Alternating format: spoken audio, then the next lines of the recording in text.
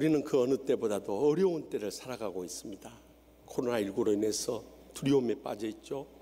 또 계속되는 불황으로 인해서 다 어렵고 힘들게들 살아갑니다. 그러다 보면 우리의 신앙조차도 흔들리고 세상적이고 육신적이고 인간적인 것을 붙잡으려고 할 때가 많이 있습니다. 그러한 이 영적인 우상을 우리가 가질수록 우리의 신앙은 무너지기 시작하고 삶의 진정한 은혜도 메마르게 되고 삶의 축복도 다 잃어버리고 마는 것입니다. 그래서 주님께서 오늘 본문 5절 하반절에서 6절 말씀 가운데 우리를 향해서 친히 말씀하십니다. 다 같이 읽겠습니다. 나 내 하나님 여호와는 질투하는 하나님인즉 나를 미워하는 자의 죄를 갚되 아버지로부터 아들에게로 3, 4대까지 이르게 하거니와 나를 사랑하고 내 계명을 지키는 자에게는 1000대까지 은혜를 베푸느니라. 아멘. 하나님께서는 질투하는 하나님이시기 때문에 하나님을 미워하는 자의 죄를 갚되 아버지로부터 아들에게로 3, 4대 이른다고 경고하고 계세요.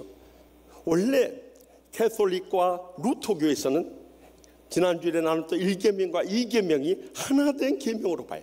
그러나 우리 개신교회와 선공에서는 1계명과 2계명을 나누어서 받아들이는 것입니다. 그 이유는 1계명은 하나님의 존재에 대한 믿음을 다루고 있고 제2계명은 하나님을 어떻게 섬겨야 할 것인가, 이 섬김의 문제를 다루고 있기 때문인 것입니다. 우리가 하나님을 섬겨 나갈 때 각가지 우상의 시험과 유혹에 빠지기 쉽다는 것입니다. 그러므로 우리는 우상을 만들지도 말고 절하지도 말고 섬기지도 말라고 강조하신 것입니다. 왜 만들지 말라고 말씀하시고 오늘 설교의 제목을 우상을 만들지 말라고 한 이유는 우상을 처음부터 만들지 않으면 우리가 절하지도 않고 섬기지도 않기 때문이에요. 그런데 우리가 말씀의 마지막 때를 살아가면서 스스로 우상을 만들어서 절하고 섬길 때가 얼마나 많냐는 거예요. 그러면 이 말씀의 마지막 때의 우상이라는 것은 옛날처럼 어떤 석상을 만들거나 목상을 만드는 거 아니에요.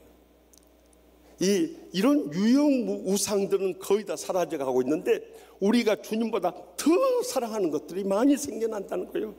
심지어는 우리의 사랑하는 부모님이나 남편이나 아내나 자식들이나 손주까지도 이미 우리의 우상이 되어 있을 때가 너무도 많아요. 더 나가서 우리의 삶 가운데 무형 우상도 얼마나 많습니까? 세상의 돈이나 명예나 향락을 쫓아 살아갈 때도 너무 많잖아요. 그뿐만 아니라 우리의 신앙생활의 결정적인 걸림돌이 되는 헛된 교만이나 기질이나 이념이나 주장이나 편견이나 아집조차도 우리가 깨뜨려 부숴야 할 우상이라는 것을 잊지 마시기 바랍니다. 그렇다면 이 우상을 한마디로 요약한 것이 골로새 3장 5절에서 6절에 잘 증거되어 있어요. 다 같이 읽겠습니다. 그러므로 땅에 있는 지체를 중이라 곧 음란과 부정과 사욕과 악한 정욕과 탐심은 우상 숭배니라. 이것들로 말미암아 하나님의 진노가 임하느니라. 아멘. 우리의 삶 가운데 끊임없이 우리의 내면에 일어나는 음란과 부정과 사욕과 악한 정욕과 탐심이 생겨납니다. 이 하나님만 더 사랑하는 이 탐심이 말세의 마지막 때 우리의 결정적인 우상이 된다. 이러한 우상에 대해서 우리의 지체를 죽이지 않으면은 결코 우리가 복되게 살 수 없다. 하나님의 진노를 다 받고 만다는 거예요. 그렇다면 우리가 말세의 마지막 때 주님보다 더 사랑하는 우상이 무엇인가, 이를 구체적으로 말씀하신 것이 요한일서 2장 15절에서 17절에 나오고 있어요. 다 같이 읽겠습니다. 이 세상이나 세상에 있는 것들을 사랑하지 말라. 누구든지 세상을 사랑하면 아버지의 사랑이 그 안에 있지 아니하니 이는 세상에 있는 모든 것이 육신의 정욕과 안목의 정욕과 이생의 자랑이 다 아버지께로부터 온 것이 아니요 세상으로부터 온 것이라. 이 세상도 그 정욕도 지나가되 오직 하나님의 뜻을 행하는 자는 영원히 거하느니라. 아멘. 이 세상이나 세상에 있는 것 중에서 우리가 주님보다 더 사랑하는 것이 우리의 말세의 마지막 때 우상인데, 구체적으로 말하면 그 첫째가 뭐라고 그랬습니까? 육신의 정욕이라는 거예요. 육신의 정욕이 우리를 주님과의 처음 사랑에서 떨어지게 하는 첫 번째 우상이 되고 있다는 거예요. 피하는 길만이 이 육신의 정욕을 이겨낼 수 있는 길이에요. 그런데 그것이 소극적인 방법이라면 더 적극적인 방법을 그 다음 말씀하셨어요. 그것은 주를 깨끗한 마음으로 부르는 자들과 함께 의와 믿음과 사랑과 화평을 따르라고 명령하고 있어요. 다시 말하면 열심히 주님전에 나와서 예배하고요, 찬양하고요, 말씀 받고요, 기도하고요, 성도 교제하고요, 우리의 주어진 사명 봉사하면서 믿음으로 이겨내야 한다는 것입니다. 코로나19로 인해서 정부에서 이 예배를 금지하고 있어요. 정말 우리가 실망한 것은 천주교나 불교는 전부 집회를 할 수 있는데 왜 개신교회 예배만을 금하고 있느냐는 거예요.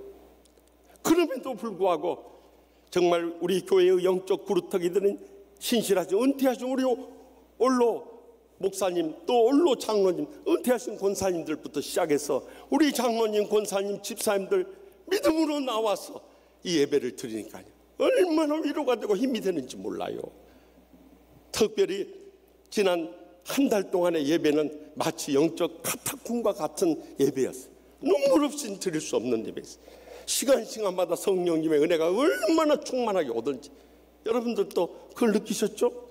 아멘, 그렇습니다.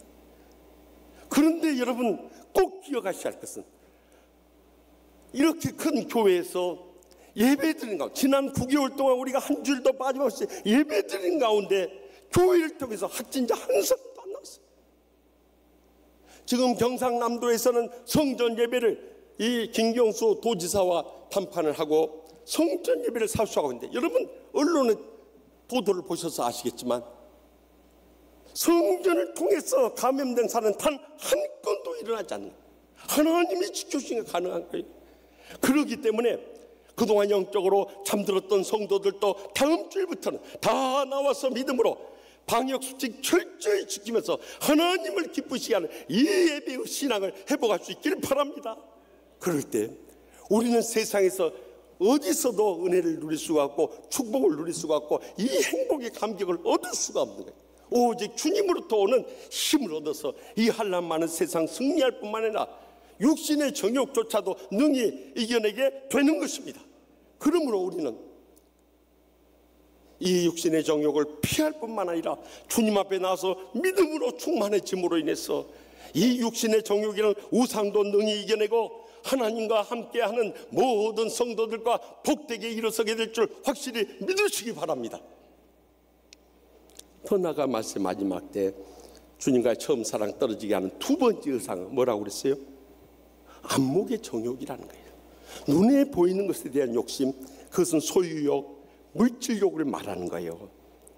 사실 우리가 어려운 시절을 생각하면요, 지금 너무 복 받고 잘 산 거예요.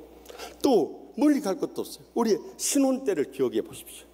그때에 비해서도 우리는 너무 복 받고 잘 사는 거예요. 문제는 주님의 은혜에 대한 감사를 잃어버리니까 스스로 불행과 고통에 빠져버린 거예요. 그래서 서양 속담에 물질은 마시면 마실수록 그 갈증을 더해준다는 말씀이 있어요. 우리가 세상 물질에 대해서 욕심을 가지면 가질수록 거기서부터 불행과 고통이 시작되는 거예요. 특별히 말세 성도들이 꼭 잊지 말아야 할 사실은 빈손으로 왔다가 빈손으로 떠나갈 인생인데 지금까지 왜 하나님께서 내게 이런 물질의 축복을 부으셨는가, 그 깊으신 뜻을 깨달아야 된다는 거예요. 그런데 그 뜻을 깨닫지 못하니까 가장 먼저는 하나님 앞에 온전히 드려야 할 11조부터 도둑질하기 시작하는 거예요. 그뿐만 아니라 자기 육신을 위해서는 마음껏 쓰면서도 하나님 앞에 바치는 것은 물질이 아까워버리는 거예요. 그래서 이 부자 청년과 같이 하나님 앞에 물질이 아까워서 영생을 잃어버린 그런 영원히 멸망당하는 심령들이 얼마나 많냐는 거예요. 여러분, 이제는 더 이상 물질 벌어놓고 쌓아놓고 내가 이렇게 이루었다고 그런 자랑만 하다가 인생 끝나는 졸부가 되어서는 안 된다는 거예요. 그러다 보니까 우리가 세상 떠나고 나면 그 많은 재산 이제 자식들이 유산 쟁탈전 하느라고 자식들 사이에 다 갈라서게 해버려요. 우리가 그것을 지금까지 보지 않았습니까? 여러분들, 우리나라 대기업들 자식들 사이에 의좋은 집안 있으면 나와보라고. 다 그 불행과 고통에서 헤어나오지 못하는 거예요. 그뿐만 아니라 우리가 주님 앞에 서게 될 때 주님께서 미리 경고하잖아요. 마태복음 25장 26절과 30절 말씀에 악하고 게으른 종아, 나는 심지 않은 데서 거두고 해치지 않은 데서 모으는 줄로 네가 알았느냐? 이 무익한 종을 바깥 어두운 데 내어 쫓으라. 거기서 술피 울며 이를 갈리라 하고 경고하지 않습니다. 여러분, 하나님께서 주신 물질을 청지기적으로 사용하지 않으면 하나님의 심판대 앞에 설 때 이 어두운 데서 슬피 울며 이를 가는 처참한 자신의 장래를 주님께서 경고하고 있다는 것을 잊지 마시기 바랍니다. 그래서 왕의 재정학교 훈련하는 간사인 김미진 간사님이 우리의 삶의 진정한 주인 바꾸기라는 부제를 단 왕의 재정이라는 책을 펴냈어요. 이 김미진 간사님 원래 4대째 믿음의 가정이 자랐어요. 대형 안경점을 운영하다가 50억에 이르는 큰 손실을, 빚을 지게 된 거예요. 결국 그가 자살을 생각하고 시도하기까지 이를 정도였어요. 얼마나 비참하고 불행한 일입니까? 그런데 그 죽음을 위해서 하나님께서 그를 믿음으로 다시 이렇게 세우시고 어떻게 복되게 일어설 수 있었는가, 그 과정을 이 책에서 간증하고 있습니다. 지금까지 자신의 삶을 돌이켜보니까 자기가 하나님을 믿는 게 아니라 부자 되기 위해서 하나님을 이용하는 만몬신을 섬겼다는 것을 가감하게 철저히 내버린 거예요. 그리고 이렇게라도 살 수 있는 것 감사하는 자족하는 믿음을 얻게 된 거예요. 그리고 왜 하나님께서 내게 물질을 주셨는가? 이제는 이것을 바치고 나누고 베풀라고 하는 주님의 뜻을 청지기적인 사명을 깨닫게 된 거예요. 그래서 멀리 갈 것도 없이 가까이 있는 사람부터 나누고 베풀고 섬기기 시작해요. 그랬더니 오병이의 기적이 일어나더라는 거예요. 그러면서 그는 이 책에서 오직 하나님만의 모든 것의 주인 되시고 우리의 공급자는 하나님이시라고 결론을 맺으면서요, 우리가 돈만 자랑하는 졸부가 아니라 하나님의 나라를 위해서 쓰임받는 거룩한 부자, 성부가 되어야 한다고 이 책을 맺고 있어요. 사실 그렇습니다. 우리가 주님 앞에 바칠 때 온전한 11조부터 생각하기 시작해서 감사헌금, 구제헌금, 장학헌금, 선교헌금에 이르기까지 믿음의 정성을 다해서 바치고 나눌 때 하나님께서 우리 빈손으로 왔지만 지금까지 채우시고 부으시고 갚아주셨을 뿐만 아니라 언젠가는 우리도 주님의 심판대 앞에 서게 될 때 마태복음 25장 21절과 23절에 두 번이나 강조하신 말씀이 있어요. 잘하였도다 착하고 충성된 종아, 내가 적은 일에 충성하였으면 많은 것을 내게 맡기리니 내 주인의 즐거움에 참여할지어다 하는 칭찬과 영광과 존귀를 누리게 될 것입니다. 부족한 종이 미국 유학 시절에 가서 보니까 미국의 거대한 재벌들은 전부 신실한 크리스찬들이에요.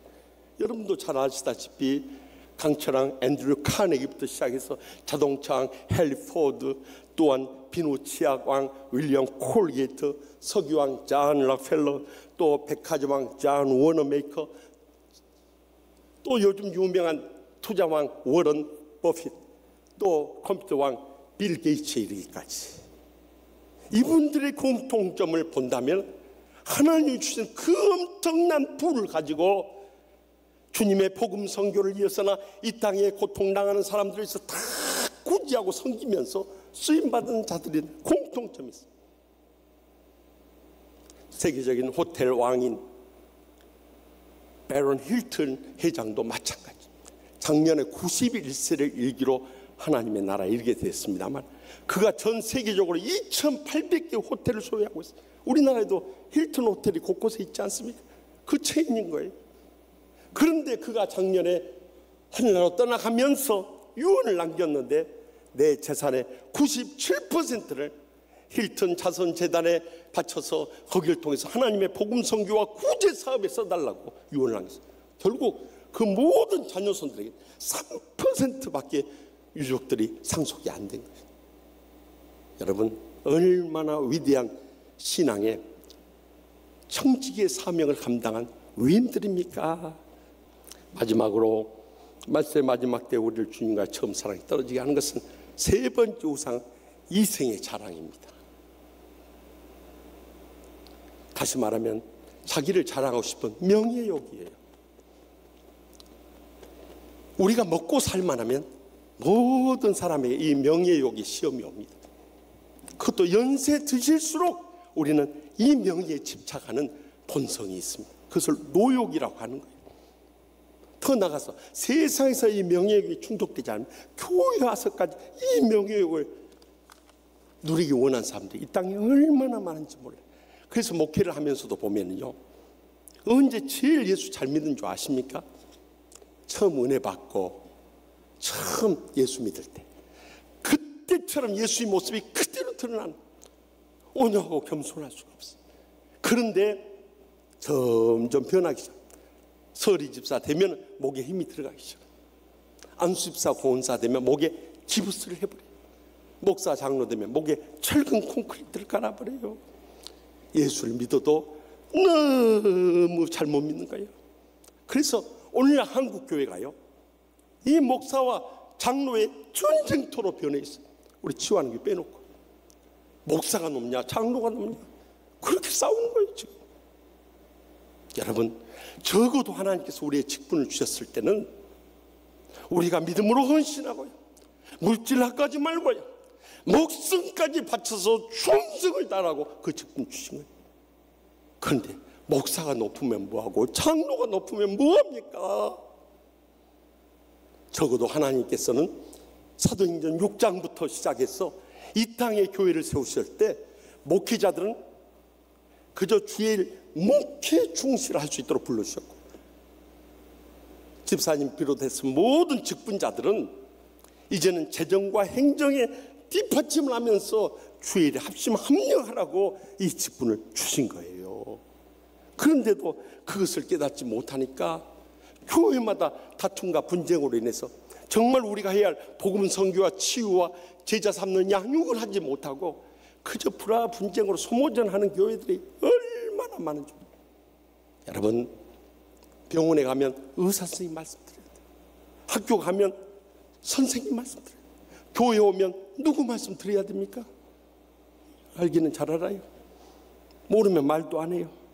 여러분, 적어도 주의 종들이 성경적이고 신앙적이고 복음적이고 신학적이고 목회적인 것을 가르쳐주면 여러분, 하나님의 말씀의 근간을 그대로 순종하며 따라갈 수 있길 바랍니다. 저는 지난 한 주간 이 우상을 만들지 말라는 말씀을 묵상하는 가운데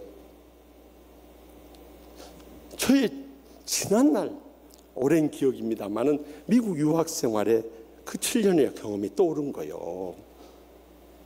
흔히들 우리가 유학 생활을 하면 핑크빛 낭만의 세월로 착각이 쉽습니다만 그것은 견디기 어려운 광야의 연단이었어요. 우리 이성희 정경 총회장님께서도 오랫동안 유학생 하셨기 때문에 그 심정 이해하실 거예요.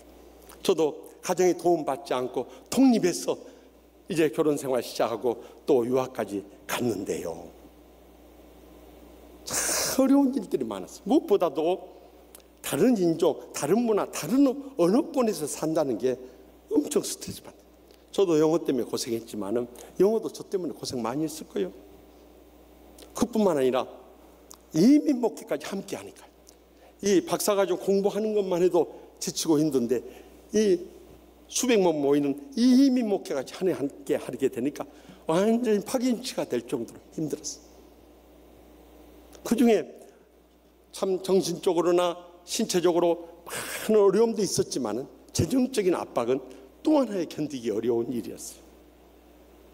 그래서 어떻게 하겠어요? 목사지만서도 학교 식당에서 접시 닦기를 하고, 제가 미국 유학 가기 전에 얼마나 그 써니텐이라고 하는 소다수를 좋아했던지 하루에 2병씩 마시고 살았던 사람. 근데 한 푼이라도 절약해서 소다수 다 끊었어요.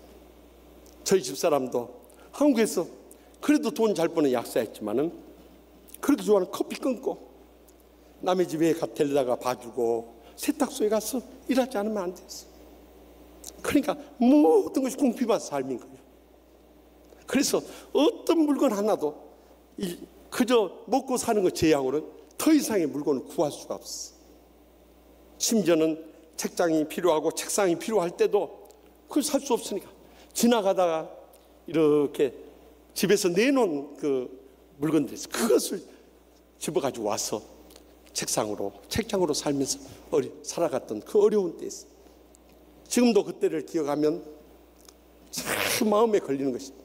저희 딸아이 하나밖에 없는데 6개월 돼서 미국 유학을 갔는데 그 흑인들에게 주는 빈민들 우익 프로그램이라는 게 있어요. 거기 가서 우유하고 주스 또 시리얼을 받아다가 먹이는 거예요. 그래서 어린 시절에 그 토이저러스라는 유명한 장난감 가게에 가서 일불이불하는 장난감도 들었다 놨다 할 때 돌아올 때가 한두 번이 아니죠. 그래도 시카고 한연합장로교회 담임 목회를 하면서 우리 성도들이 사랑으로 모든 걸 채워주셔서 그나마 감당할 수 있었어요. 제가 7년 유학생활을 마치고 귀국했을 때 우리 동기 목사님들이 모여서 김 목사 그 어려운 철학박 사기도 받고 또 교회도 크게 부흥시켰다고 저를 금이 환영했다고 환영해 주었어요. 저는 그들에게 이렇게 고백했어요. 저는 공부나 목회나 성공한 목사가 아니라 광야 연단 속에서 제 육신적인 비전, 야망, 어떤 우상조차도 철저히 깨워주고 부숴주고 죽어지지 않고는 지난 7년 동안 버틸 수가 없었습니다. 그래서 저의 솔직한 심정이 야복나루의 야곱이 한도 뼈가 부러져서 절뚝거리면서 그 신앙의 새아침을 맞은 이 야곱의 모습이 저의 모습입니다. 그렇게 고백을 했어요. 벌써 미국을 떠난 지 23년의 세월이 지났어요. 지금도 동기들 만나면 김 목사 잘 나가대 축하해 하면서 그런 경제의 말을 거둬줄 때마다 저는 그렇게 대답해요. 저는 주님 없이는 한순간도 살 수 없습니다. 주님의 은혜가 없이는 지금도 한순간도 버틸 수가 없습니다. 23년에 돌아올 때 제 심정이나 지금이나 똑같은 심정이에요. 남들은 목회 성공하고 또 지구상담대학원 교수로서 잘 가르치고 또 남들 하기 어려운 영광스러운 총회 서기를 2번이나 연임했다고 높여볼지 모르지만 저는 항상 주님 앞에 엎드릴 때 하나님 아버지, 저는 말을 맞대만도 못하고 써가는 구더기만도 못한 제 많은 인생, 주님께서 저를 붙잡아주지 않으면 저는 한순간도 설 수 없고 이 사명 감당할 수 없고 주님께 영광 줄 수 없습니다. 이것이 저의 솔직한 고백이에요. 사랑하는 성도 여러분, 말세 다 어렵고 힘들다고 했어. 우리가 주님 품을 떠나서 세상에 그 어떤 우상을 붙잡은들 우리 인생에 더 이상 희망이 없는 거예요. 그러나 이제라도 주님 앞에 엎드려서 우리의 육신의 정욕 피버리고 안목의 정욕 물쳐버리고 이생의 자랑 철저히 날려주고 깨워주고 부숴주고 죽어질 때 주님께서 우리를 진정한 신앙인으로 세울 뿐만 아니라 마지막 때 복을 주시고 기억이 쓰시고 그게 영광 얻으시죠. 확실히 믿습니다.